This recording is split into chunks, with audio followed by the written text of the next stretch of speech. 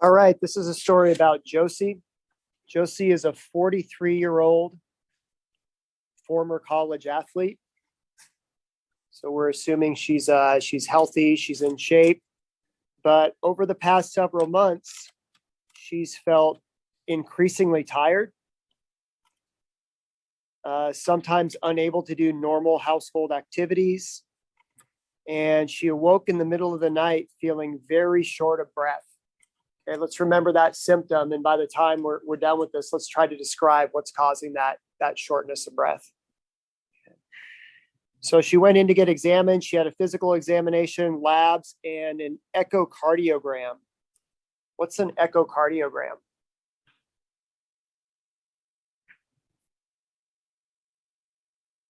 Now I'm getting confused. An echocardiograph, an ECG or an AKG is an electrical activity of the heart, right? But an echocardiogram, what's that? What's the one where they actually do sonography of the heart? They actually look at the heart and see, like, sonography, like they look at the baby and stuff, how they do that with the heart. Yeah. Ultrasound of the heart. So an echocardiogram, an ECG or an EKG, that's the electrical activity of the heart. I'm confirming that, right? I should know that. Yes. And that would make sense. Sure. Echocardiogram. And the doctor came in and, gave her a really devastating diagnosis. The doctor will say Dr. Adams is a female. She diagnosed Josie with congestive heart failure. Okay, so pretty disturbing diagnosis, especially at age 43 and being in shape and all that type of stuff. So let's look at this figure, and this will be a good chance just to review kind of a lot of the heart anatomy stuff. But let's say this is first of all, what view of the heart are we looking at? Is this an anterior, posterior, superior, inferior? What view of the heart? This is an anterior view. Okay.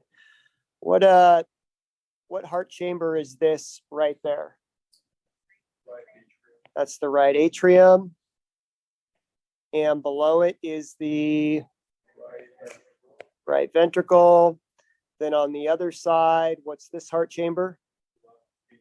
Left atrium, and below it is the left ventricle. Good.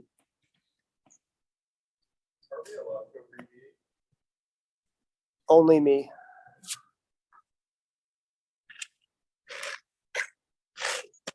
All right, let's start on the right side of the heart. What blood vessels dump blood into the right side of the heart? We'll start with this one right there. What's that vessel up there? Superior vena cava. And what about this one below it? Inferior vena cava. And where's that blood coming from? Well, where's the blood coming from both the superior and the inferior vena cava? It's coming from the systemic circulation, right? Coming from the systemic circulation. And what do you know about that blood with regards to oxygen and CO2 content? What's its oxygen content like? Exactly.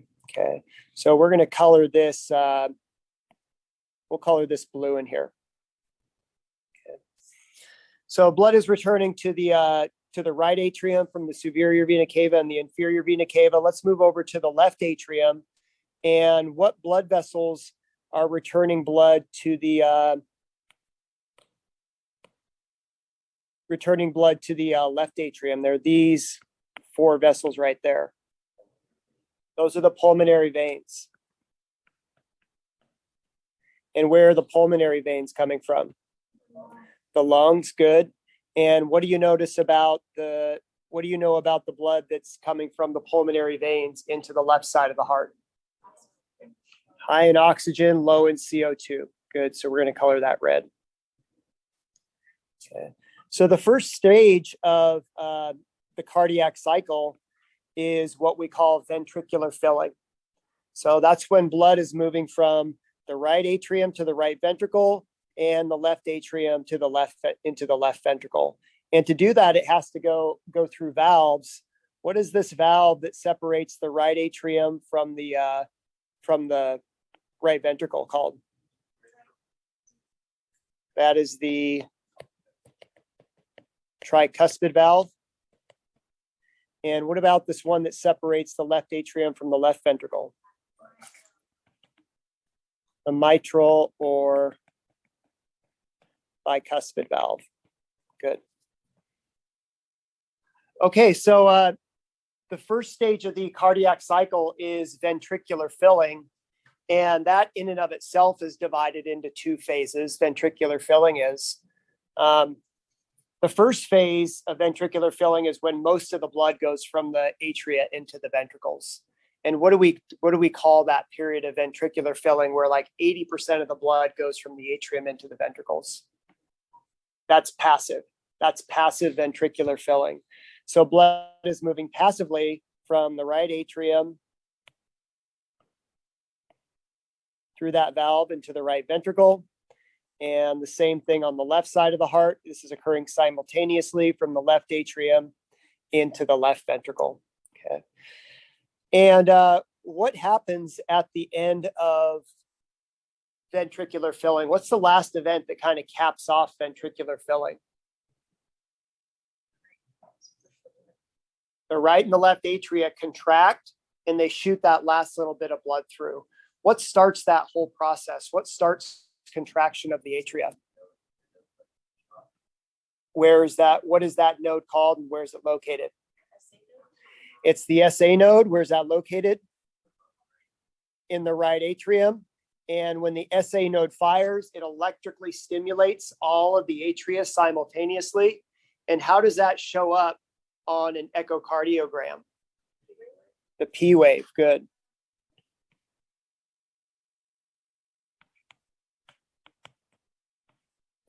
And that shoots the last little bit of blood from the atria into the ventricles. Okay.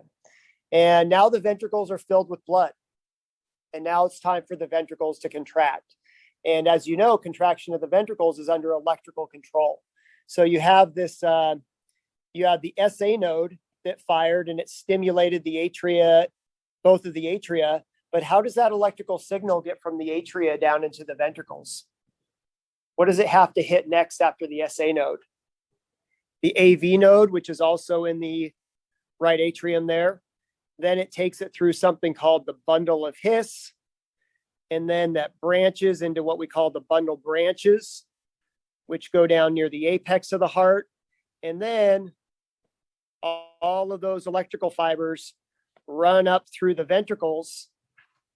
And what are those fibers that run up through the ventricles that are going to electrically stimulate the ventricular myocardium? Purkinje fibers, good. So at that point, the ventricles are electrically stimulated. And how does that show up on an EKG? The QRS complex. And QRS complex. So the ventricles contract. Getting a little messy here. That's all right. And where's the right side of the heart going to send blood to? To the lungs. And to get there, it has to go through this valve. What is that valve that I just circled? That's the pulmonary valve. Let's put pulmonary valve. And it goes from the pulmonary valve up into the pulmonary trunk. What do trunks do? They branch. What's this branch over there? What is this branch right there? That is the left pulmonary artery. Then this is the right pulmonary artery. Good.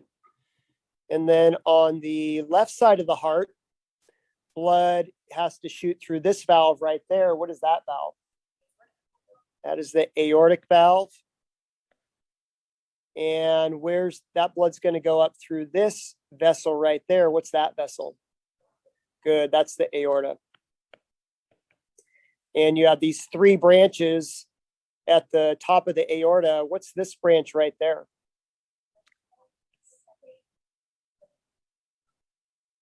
That's right. Yep. left subclavian. What is this one right here? Left common carotid. And then right there, that's the brachiocephalic trunk. What does it do? It branches to the right subclavian and the right common carotid. Good. Okay, good.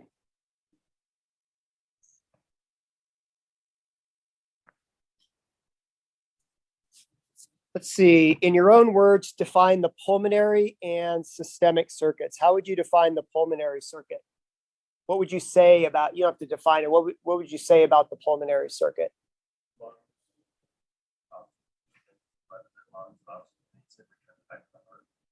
Yeah, and to be even more specific, we could say it's the circuit.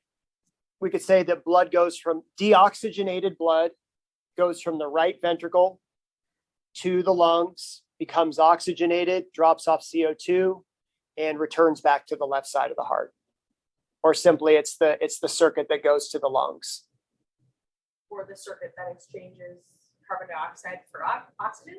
It's the circuit that goes to the lungs and exchanges carbon dioxide and oxygen. Yes. Yeah. To the lungs. To the lungs it is. And then the systemic circuit is the circuit that goes to the rest of the body, goes to the entire body. Okay. Based on where they must pump blood to, which side of the heart do you think must pump harder, the right or the left? Most definitely the left. You know, keep in mind that the heart's right here and the lungs are just right beside it. So it doesn't take a lot of pressure for the right side to circulate that through the lungs. Whereas the left side has to contract, and that's got to go to your head, to your arms, to your toes, all that type of stuff. And so the left side of the heart has a thicker myocardium and it contracts more forcefully. So based on what we know, which side of the heart do you think most commonly weakens faster and fails first, the right or the left side? We're going to say the left because it has to work harder.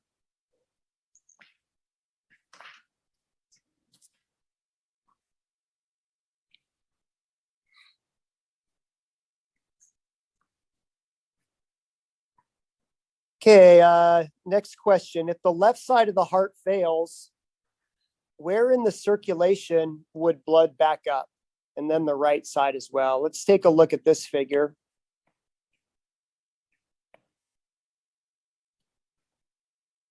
And here we have the left side of the heart. And if the left side of the heart fails, first of all, what's that going to mean to the amount of blood going to the systemic circulation? If the left side of the heart fails, what is going to happen to the amount of blood that goes to the systemic circulation? It's going down. So what would you expect blood pressure to be like in the systemic circulation? It's going to lower that blood pressure. So if blood can't move from the left side into the systemic circulation, it's going to back itself up, right? And where's it going to back itself up into? Into the lungs, into the pulmonary circuit. So what's going to happen to blood pressure in the lungs? It's going to go up.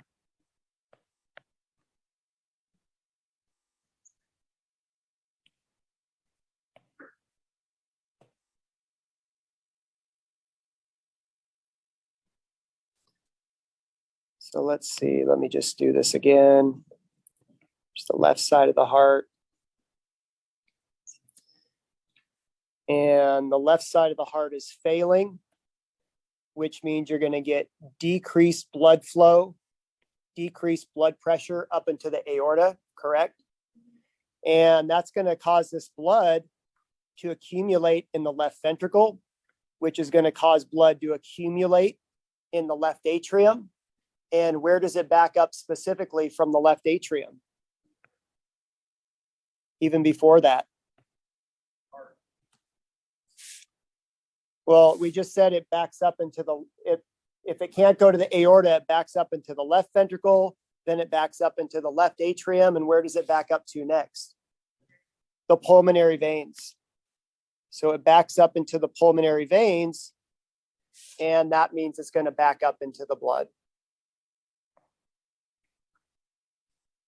into the lungs. What about if the right side of the heart failed? So here you have right-sided heart failure. If you have right-sided heart failure, what's going to happen to blood flow to the lungs? It's going to go down. So you're going to have decreased blood pressure in the lungs. And if it can't go to the lungs, where's it going to back up into? The systemic circulation. So you're going to increase blood pressure in the capillaries of the systemic circulation. How does that manifest itself? What symptoms might you experience if you had blood backing up into the systemic circulation? Swollen ankles. Another word for swelling is edema. Yep, accumulation of fluid.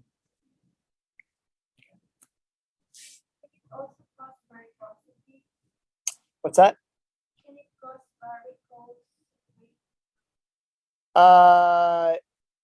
If it backs up into the systemic circulation? I think varicose veins is more like the veins themselves aren't moving the blood back to the heart well enough. Yeah, my understanding is that, remember, veins, there's not a lot of pressure, but they have one-way valves. And varicose veins, my understanding is when those one-way valves become compromised. And so blood doesn't continually move up, and it collects itself in those veins.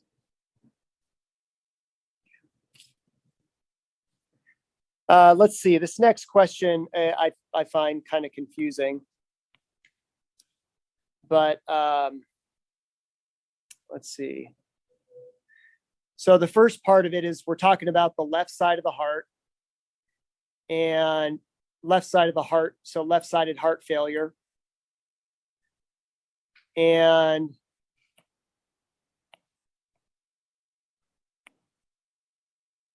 let's see, left-sided heart failure. What's going to happen to blood flow into the pulmonary circuit with left-sided heart failure? What did we say up here? You have left-sided heart failure. What's that going to do to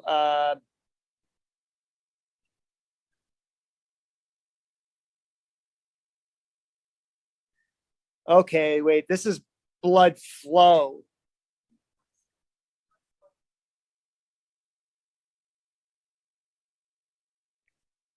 This question always confuses me because here's the thing. Let's get rid of this. Isn't it systemic and decreased? Well, let's start with the pulmonary circuit, first of all. We'll address both of these. So the left side of the heart fails. That means that blood is going to back up into the pulmonary circuit. And their question is, what does that affect? How does that affect blood flow moving through the pulmonary circuit? If you have an accumulation of blood in the lungs, what's that going to do to the ability of blood to move through the lungs? It would decrease it, right? Yeah. It is, but Blood flow. I'm pretty sure it's blood flow into the systemic circuit, is because it's talking about the left side of the heart. So the left side feeds into the systemic circuit. So if you're having heart failure on the left side of the heart, you're going to have less blood going into that circuit. I guess we'll answer both of those though, because we can answer what happens to blood flow to the pulmonary circuit and the systemic circuit. Okay. But So I think so the word into is the weird one because it makes it sound like it's moving from the left side. Okay. But I'm not sure. I'm kind of like, it was confusing me like really bad. Yeah. So let's just talk about both of them first of all. The blood flow to the left side or left-sided heart failure. That means we have reduced blood flow to the systemic circulation. Correct. So blood flow to the systemic circulation goes down. Correct. Okay.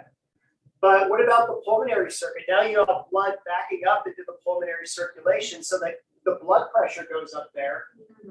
But what does that mean about blood flow through this system? Is the right side of the heart going to have an easy time pumping blood up through the pulmonary circulation? It's not, because there's a backup of blood up there. And so really blood flow into the pulmonary circuit is also going to go down. So that's how I would answer it. Blood flow to both the pulmonary and the systemic circulation is going to be reduced. Does that make sense to everybody? Rema? That's how we get it. I thought I have pictures like blood. My answer to blood flow into the pulmonary circuit would increase if the left side of the heart fails. Well, How I answered. okay, here's what I would say. Blood flow into the systemic circulation would decrease. That's the most straightforward thing, right? We know that's going to happen. But when you talk about the pulmonary circulation, you're going to have an increased amount of blood in the lungs. So the blood pressure goes up, but that's going to prevent blood from moving through the lungs. So blood flow through the lungs is also going to go down, even though there's more blood there total. It will be a question for both the pulmonary and I thought I have pulmonary. I think that's what they meant, but it's like, how are you supposed to know which one? The question's too confusing. So if I had to redo this, I would just take out the pulmonary circuit here. I'd say blood flow into the systemic circulation would increase or decrease Right. in the left side of the heart. Like there's too many options up here. I think it was just trying to make you think left and right, like where does it lead? Yeah. Let's see. If the right side of the heart fails,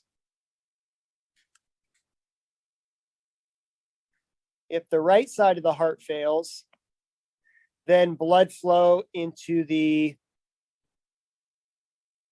pulmonary circuit is going to decrease. We'll just stick with that.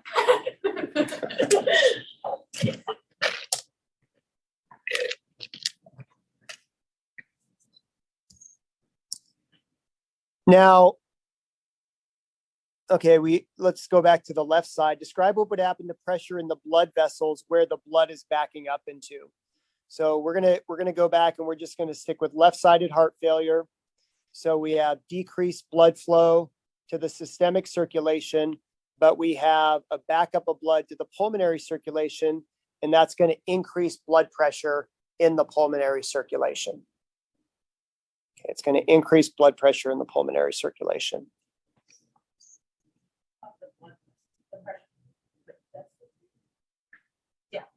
Yeah, the blood pressure would go up where the blood is backing up into.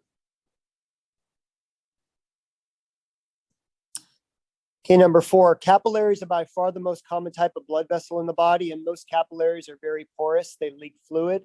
The swelling caused by fluids leaking from the blood into the tissues is known as edema. Predict where the body would see edema related to left-sided heart failure and where you would see edema related to right-sided heart failure. Where are you going to see edema if we have left-sided heart failure? Oh, with left? I would think in the lungs. In the lungs. In the lungs. And we can address this when we get into the respiratory system, but the bottom of the respiratory system, I'm going to redo that. The very smallest parts of the respiratory system, the air sacs in the respiratory system, are called alveoli. And that's what I'm drawing right up there, that little circle. And as we'll find out, there is a little layer of water that lines each of the alveoli. And then the alveoli are wrapped by capillaries. Okay. So what's happening here is we have a buildup of blood, increased blood pressure in the pulmonary capillaries. And these capillaries, like it said, are really leaky. So what do you think that's going to do to fluid? How do you think why is that a problem if we have a buildup of blood pressure in these pulmonary capillaries? What's that going to cause to happen?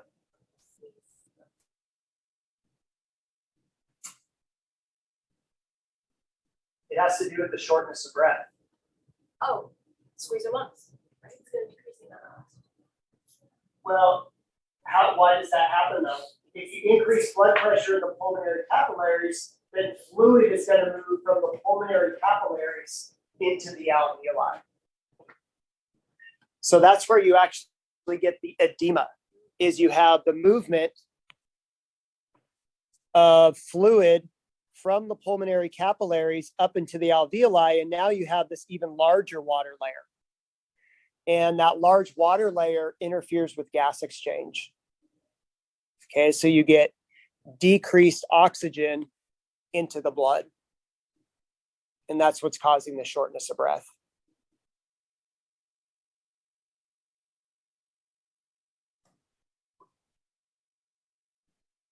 So left-sided heart failure is going to result in pulmonary edema or accumulation of fluid in the lungs. And if you had right-sided heart failure,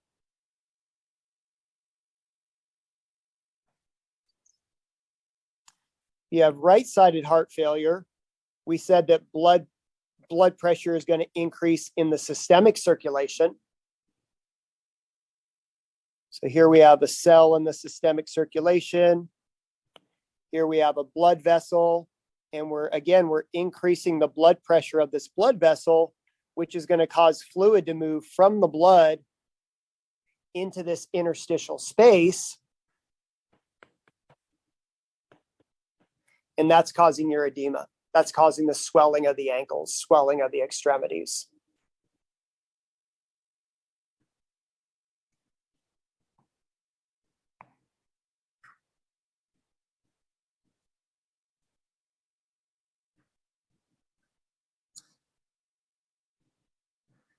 Okay, if the left side of the heart fails, what does that do to the right side of the heart? What does the right side of the heart have to do? Let's see. So let me again get rid of some stuff here.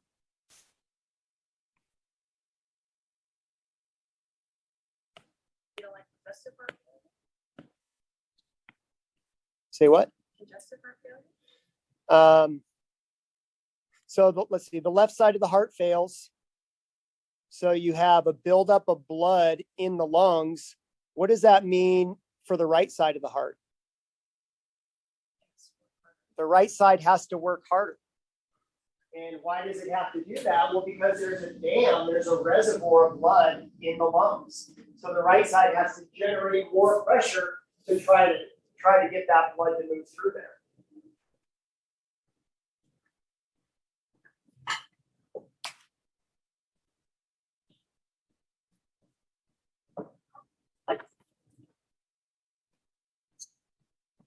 So left-sided heart failure is the primary cause of right-sided heart failure. Would you guys be able to explain why that's the case? Why is left-sided heart failure the primary cause of right-sided heart failure? I just pointed that. I just answered this. Why is left-sided heart failure the primary cause of right-sided heart failure? Because of the other side needing to use more pressure to actually move the system, which also puts a lot of pressure on it, which could also lead to failure. Yeah, so the left side of the heart fails. We get this accumulation of blood in the lungs. Now the right side has to work hard, and it can't do this indefinitely. So if it has to continually work hard, then there's a good chance that it can fail. So that's left-sided heart failure resulting in right-sided heart failure.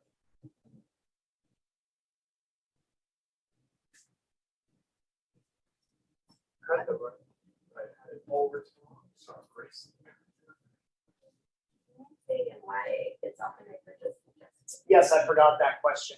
What does congestive refer to? Congestion, right? Like Congestion is a buildup of fluid. okay. So congestive heart failure is heart failure that's resulting in the buildup of fluid. And the left side, it builds up in the lungs, the right side, it builds up in the systemic circulation.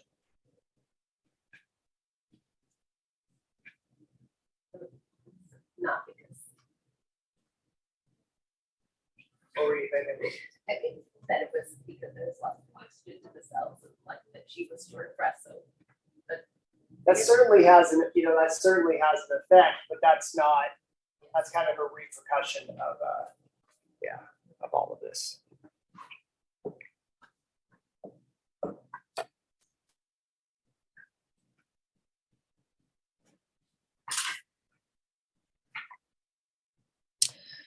So feeling short, question 8, feeling short of breath was one of the symptoms that Josie had seen her doctor originally. What do you think happens to oxygen levels of the blood with left-sided failure?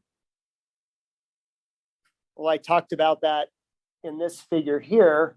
Oxygen goes down because you have blood moving from the pulmonary capillaries. You have fluid moving from the pulmonary capillaries into the alveoli. That fills the alveoli with fluid, and that decreases the efficiency of oxygen exchange.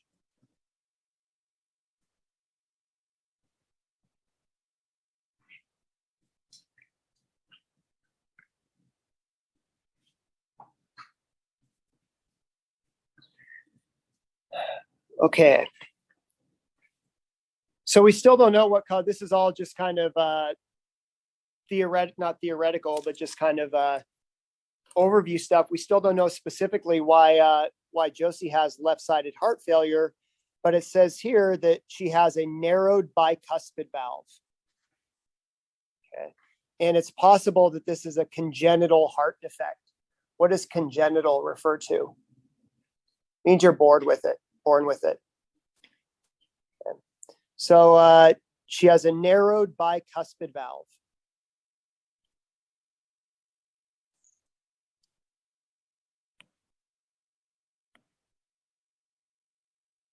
Also not fully closed. Well, here we have the valve. And what do you think that means by narrowing? Yeah, well, it doesn't allow as much. It didn't come up. I have a couple thoughts. One, narrowing means that it's opening, but it's not opening fully, like it's narrow. And if it's narrow, then less blood is going to be able to get through there, and it's going to accumulate in the left atrium and then eventually up into the lungs. That's my initial thought. It's also possible that it can't close fully. And if it can't close fully, then when the ventricle contracts, then you're also going to get blood that goes up into the left atrium. So either one of those cases is going to result in a backflow of blood up into the left atrium. Or I guess the first one is going to result in, if it can close properly, it just doesn't open properly, doesn't open all the way, then you're just going to get less blood flow into the left atrium. And I think that's the case, into the left ventricle.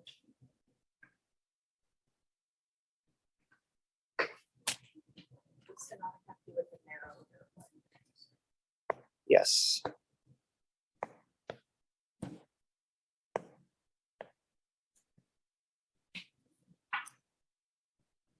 Which would mean the left atrium would work harder to try to force that blood into the ventricle. Well, that's the next question here.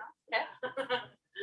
Which of the 4 chambers of the heart would have its workload increased the most by a narrowed bicuspid valve or a narrowed mitral valve? And that's what I have. I have the left atrium, because if that valve is narrowed, which means the left atrium is going to have to contract harder to pump that blood through.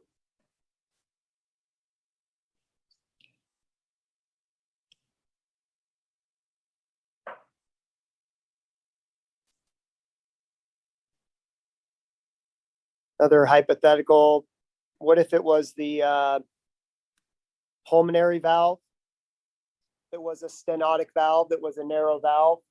What chamber would have to work harder? The right ventricle. Good.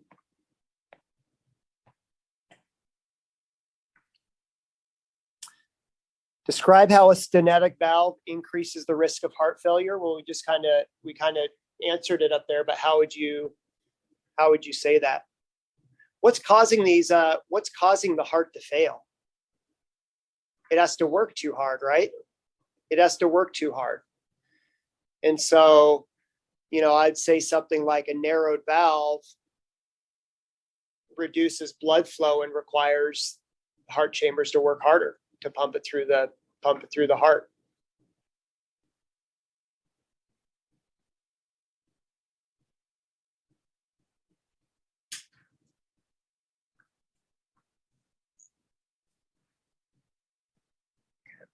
And then it talks about valve regurgitation here, and I'll address that in a second.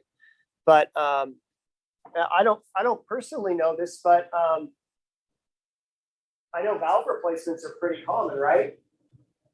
So is it possible that she could get a valve replacement and her condition is at least better? I mean, you can't go back and help the heart get better, but would that be something to help her in her current situation?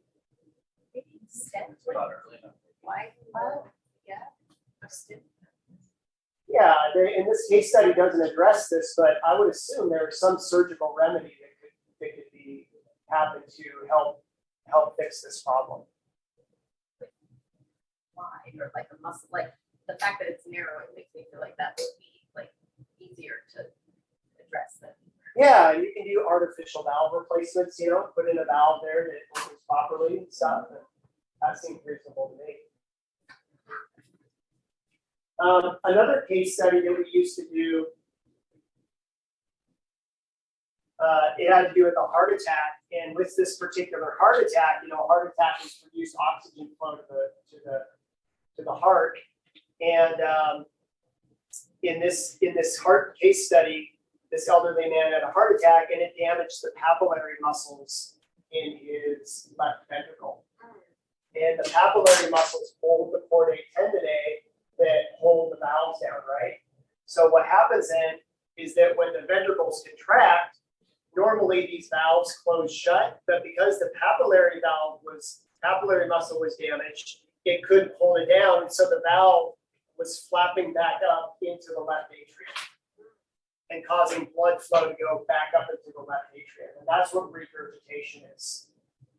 That's when blood is moving where it should. It's regurgitating back up into the left atrium. And if that's the case, then again, blood's going to back up into the left atrium and into the lungs as well.